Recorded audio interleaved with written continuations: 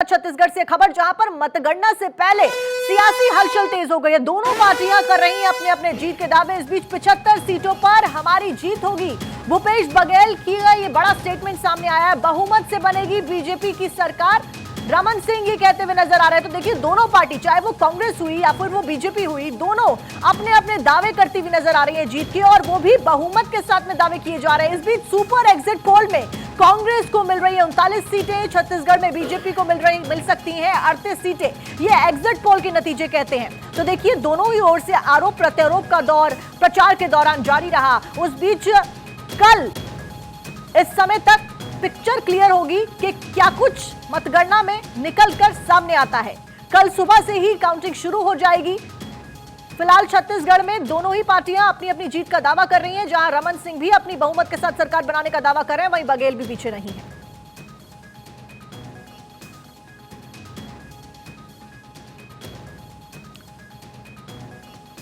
और इसी बीच इसी विषय के ऊपर चर्चा करेंगे, छत्तीसगढ़ में किसकी सरकार बनने वाली है और क्या कुछ मुद्दे और दावे रहे हैं। इस बीच प्रेम कुमार जी, वरिष्ठ पत्रकार, हमारे साथ में मौजूद है। आलोक वत्स, नेता भारतीय जनता पार्टी से हमारे साथ में है। अखिलेश सोलंकी भोपाल से हमारे साथ में मौजूद है, और साथ साथ में आनंद कुमार दिल्ली से और कन्हैया शुक्ला रायपुर से हमारे साथ में जुड़े हुए हैं। सबसे पहले कन्हैया का रुख करूंगी। कन्हैया, छत्तीसगढ़ के मुद्दों को आपने उजागर किया और जनता का मूड वहां से जाना। इस बीच जो दावे हैं, जो वादे हैं और जो जनता का मूड है, कितना तालमेल बिठाता हुआ नजर आ रहा है? देखिए साक्षी, आपको बता दें कि आज का जो दिन है वो भारतीय जनता पार्टी और कांग्रेस के जो प्रत्याशी हैं उनके ऊपर बहुत भारी पड़ने वाला है। बहुत से लोगों को नींद नहीं आएगी क्योंकि कल काउंटिंग का दिन है। इस समय हमारे साथ जो मौजूदा सरकार है कांग्रेस की, उसके कैबिनेट मिनिस्टर हमारे साथ इस समय है गुरु रुद्र कुमार जी, जो पीएचई मंत्री हैं, और इन्होंने भी ये दावा किया कि 75 पार जाएगी अब की बार कांग्रेस की। रुद्र जी, क्या दावे हैं? आपको क्या लगता है कि अब की बार जो कल आने वाला है मतगणना के बाद का, उसके बाद किसको किसको जो है नींद नहीं आने वाली? निश्चित तौर पे भाजपा के जितने लोग हैं प्रत्याशी, उनके तो होश भी उड़े हुए हैं। और हमें जो इन 5 सालों में जो हमने काम किया है माननीय मुख्यमंत्री जी के नेतृत्व में, तो निश्चित तौर पे उस पर पूरी जनता को भरोसा है। चुनाव के दरमियान भी सभी विधानसभाओं में ये चीज़ देखने को मिला था, जिस तरीके से उन्हें जनता का सहयोग मिला, जनता का साथ मिला। और निश्चित तौर पर छत्तीसगढ़ में विशेष तौर पे 75 पार के साथ कांग्रेस की सरकार बनाई। अरे बीजेपी तो कह रही है 75 पार छोड़िए, जो इन्होंने फ्लाइट बुक कराया उसमें बीजेपी वाले बैठ के जाएंगे। जुमलेबाज हैं उन लोग, उनका काम है जुमलेबाजी करना, कर रहे हैं। आपको क्या लगता है बीजेपी कितने में सिमट जाएगी? अब 75 पार तो हम अपना ही बोल रहे हैं, तो फिर 90 में बचता ही कितना है। तो निश्चित तौर पे उन लोग बहुत कम, ना के बराबर रहेंगे। लेकिन एग्जिट पोल तो इस तरीके का नहीं नतीजा दिखा रहा है। एग्जिट पोल को हम सच मान भी नहीं सकते हैं। लेकिन अगर हम बीजेपी की बात करें तो बीजेपी भी ये दावा कर रही है कि कांग्रेस अब की बार हार रही है और सत्ता वो कल बनाएंगे। और आपको क्या लगता है कौन कौन सी बड़े चौंकाने वाले नतीजे आ सकते हैं? चौंकाने वाले नतीजे तो निश्चित तौर पे आएंगे और वो बीजेपी के लिए रहेंगे। चौंकना उनको है, क्योंकि हमें हमारे काम पे इन 5 सालों में जो हम लोगों ने किया है उस पर पूरा भरोसा है और जनता पे भरोसा है। बीजेपी का एक चीज़ और कहना है कि कांग्रेस जीतने से पहले ही कांग्रेस फील्डिंग करने की कोशिश करने लगी। सभी विधायकों को बुला लो, फिर सभी विधायकों को यहाँ पर एक रखे रहो, फिर इसके बाद जैसे वो जीतते हैं, जैसे वो विधायक बनते हैं, उनको उठा करके जो है दिल्ली या बेंगलोर में शिफ्ट कर दो, किसी तरीके से विधायक टूटने ना पाए। तो ये ऑपरेशन लोटस का एक डर भी देखने को मिल रहा है क्या? अब देखिए, ये तोड़ फोड़ का काम, ये तोड़ फोड़ की राजनीति भी, ये सब ना बीजेपी वालों के काम है, उनका हथकंडा है। हमने तो सत्य के मार्ग में चल के पूरे 5 साल सरकार चलाई और निश्चित तौर पे बहुमत के साथ हम आ रहे हैं। तो हमें किसी चीज़ की डरने की या तोड़ फोड़ करने की में अलग से आवश्यकता नहीं है। रुद्र भाई, आप जगत गुरु भी माने जाते हैं सतनामी समाज करके, आपके समाज का क्या रुख रहेगा? आपको क्या लगता है कि आपकी सीट नवागढ़ से किस तरीके के रुझान देखने को, किस तरीके का रिजल्ट देखने को मिलेगा? जी, हमारे सीट में तो विशेष तौर पे अगर नवागढ़ में आप बात करेंगे तो पूरा सतनामी समाज एक तरफा वोट दिया। उसी के साथ मैं आपको ये भी यकीन दिलाना चाहूँगा कि 90 में जो ना 55 विधानसभा की जो ना सीटें हैं जहाँ पे सतनामी समाज का ना डिसाइडिंग रोल रहता है, मैं यकीन दिलाता हूँ कि हमारा समाज पूरा एक तरफा कांग्रेस के साथ दिया इस बार। एज ए कैबिनेट मिनिस्टर किसको चाहेंगे कि अगली बार अगर फिर से कांग्रेस की सरकार बनती है तो कौन मुख्यमंत्री का चेहरा होगा? मुख्यमंत्री कौन बनेगा? फिलहाल तो वर्तमान में है हमारे पार्टी में मुख्यमंत्री, सबके नेतृत्व में सबके साथ मिलकर इस बार चुनाव लड़ा गया। वो तो ये तो हाईकमान का फैसला रहता है। अच्छा, क्या निर्देश दिए गए थे? बड़ी चर्चाएं हैं यहाँ पर, बड़े बाजार जो है बहुत गर्म है। क्या चर्चाएं थी कि जीतने के बाद कांग्रेस के विधायक यहाँ से कहाँ मतलब उनको पलायन कराने की कहाँ बात की जा रही है, कहाँ लेके जा रहे हैं, क्या है, क्या चर्चा है? ये सिर्फ चर्चाएं हैं। कल तो हम लोग सब अपने अपने जिलों में जाएंगे, कल काउंटिंग है और निश्चित तौर पे काउंटिंग के बाद रिजल्ट आने के बाद सबके सब राजीव भवन में इकट्ठा होते ही हैं। वो तो रूटीन उसके बाद राजीव भवन के बाद कहाँ जाने का? मैंने कुछ तो चर्चाएं चल रही हैं, मतलब कि यहाँ से या तो बेंगलोर शिफ्ट किया जाएगा या तो दिल्ली शिफ्ट किया जाएगा। आखिर क्यों? आखिर किस बात का डर है? अगर सरकार आपकी आ रही है, आपके विधायक सारे जीत रहे हैं, 75 पार आपका नारा है, तो आखिर बचाने की क्या जरूरत पड़ रही है और इस तरीके की फील्डिंग करने की क्या जरूरत है? ये सिर्फ चर्चाएं हैं, अफवाहों का बाजार है, तो उसमें ज़्यादा बोलने का कोई औचित्य नहीं है।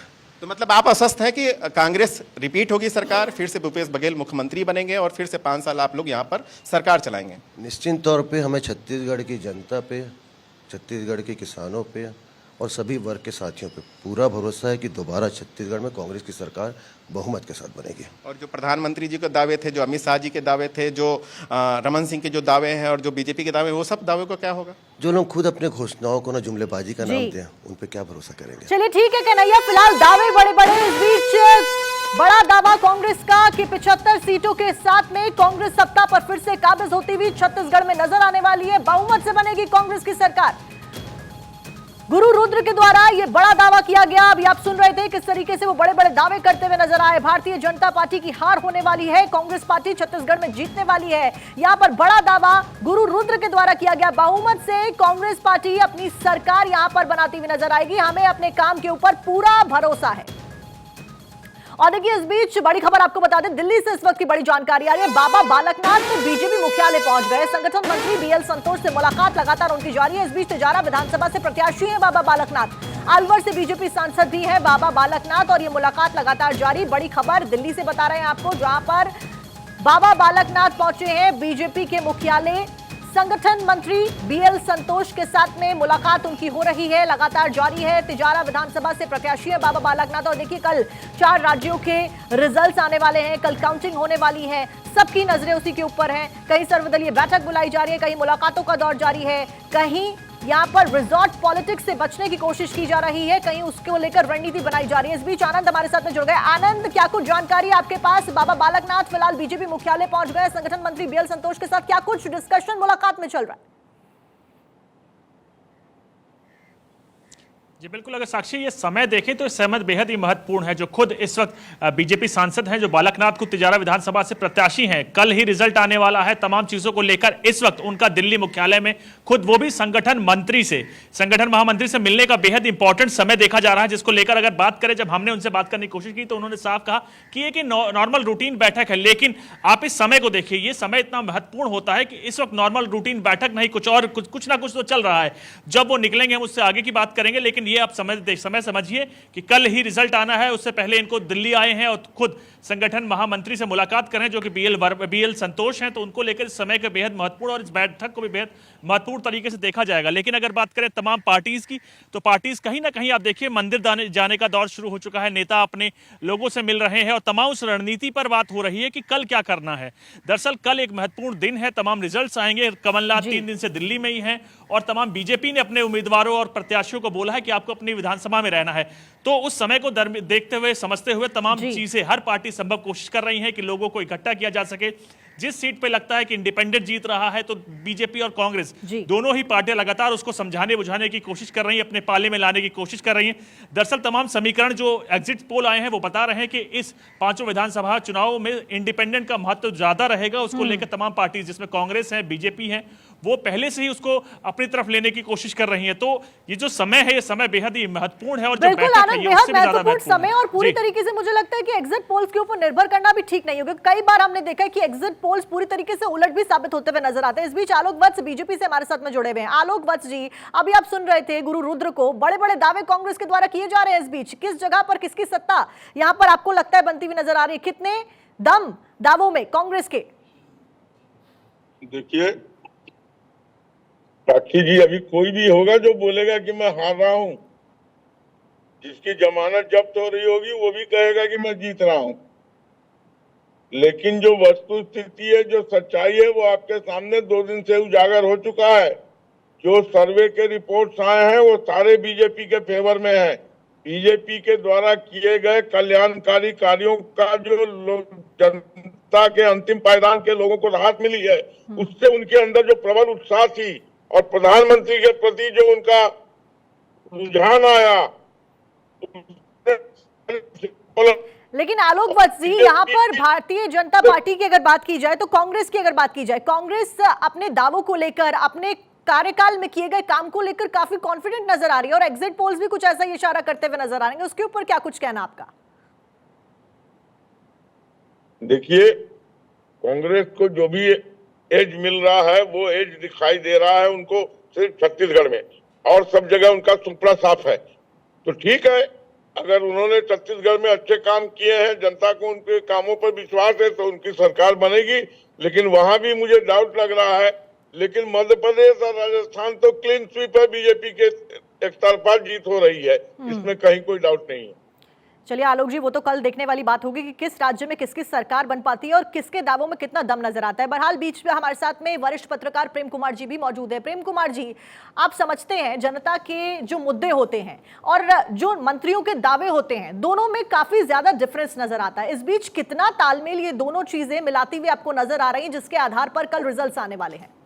जी, आपके प्रश्न का उत्तर देने से ठीक पहले एक बात कहूँ कि आलोक वत्स जी तो भुला ही गए हैं कि तेलंगाना में भी चुनाव हुआ है, बीजेपी वहाँ भी लड़ी है, भुला गए हैं। मिजोरम भी भुला गए हैं। मान लीजिए मिजोरम में कल काउंटिंग नहीं है तो तेलंगाना तो याद कर सकते हैं ना।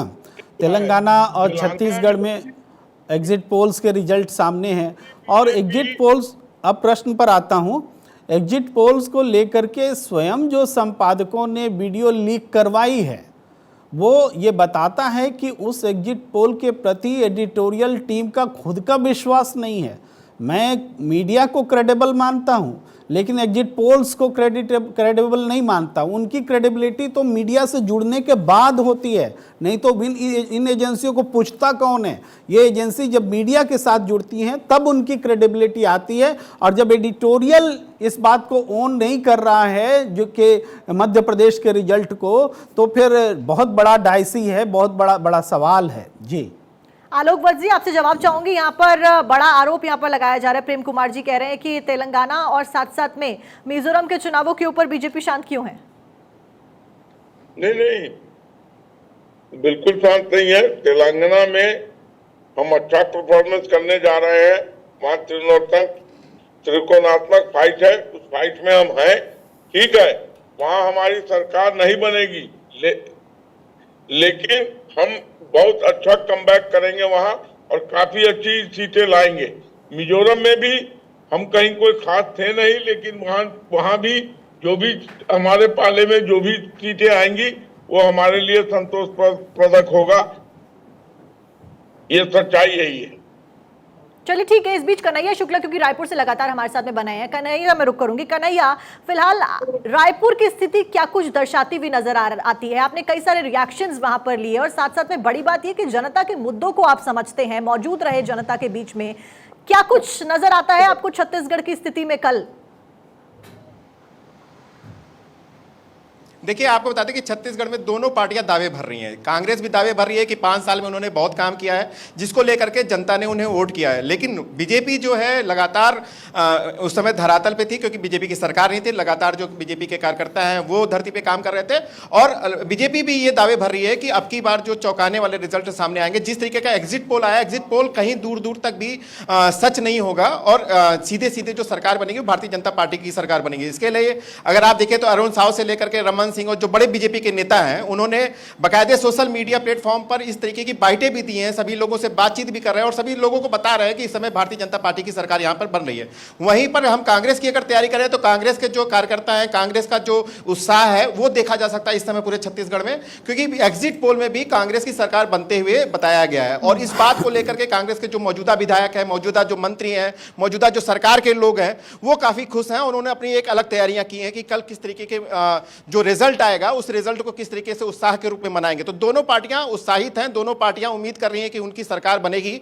लेकिन क्योंकि छत्तीसगढ़ में सिर्फ 90 सीटें हैं, क्योंकि जहां पर ज्यादा सीटें होती हैं तो वहां पर फेर बदल होना, एग्जिट पोल का अंतर बहुत ज्यादा नहीं होता है। और यहां पर अगर देखा जा सकता है क्योंकि 90 सीटें हैं तो एग्जिट पोल एकदम सटीक तरीके से सामने जो एग्जिट पोल में आया वही रिजल्ट आएगा, यह कहना अभी थोड़ा जल्दबाजी होगी। तो निश्चित रूप से अगर देखा जाए तो कल इसी समय तक पूरी जो तस्वीरें हैं छत्तीसगढ़ की वो साफ साफ हो जाएंगी। बहुत कई बड़े ऐसे चेहरे हैं, कई ऐसे बड़े नेता हैं, कई बड़े ऐसे मंत्री होंगे जो जिनके चेहरे पे कल मायूसी नजर आएगी, कई ऐसे जो कार्यकर्ता हैं जिनको पहली बार टिकट मिला है उनके चेहरे पे खुशियां नजर आएंगी। तो इस तरीके की जो तस्वीरें हैं, मिली जुली जो तस्वीरें होंगी वो छत्तीसगढ़ से आपको नजर आएगी। लेकिन अभी जो फिलहाल यहाँ पर अगर देखा जाए, लोगों के अंदर भी एक दिलचस्प देखी जा सकती है कि वो लगातार ये जानने की कोशिश कर रहे हैं कि आखिर अगली सरकार क्या बनेगी। सबसे अहम मुद्दा ये भी है कि सरकार अगर भारतीय जनता पार्टी की बनती है तो भारतीय जनता पार्टी से मुख्यमंत्री का चेहरा कौन बनेगा, क्योंकि मुख्यमंत्री के चेहरे पे अभी तक भारतीय जनता पार्टी की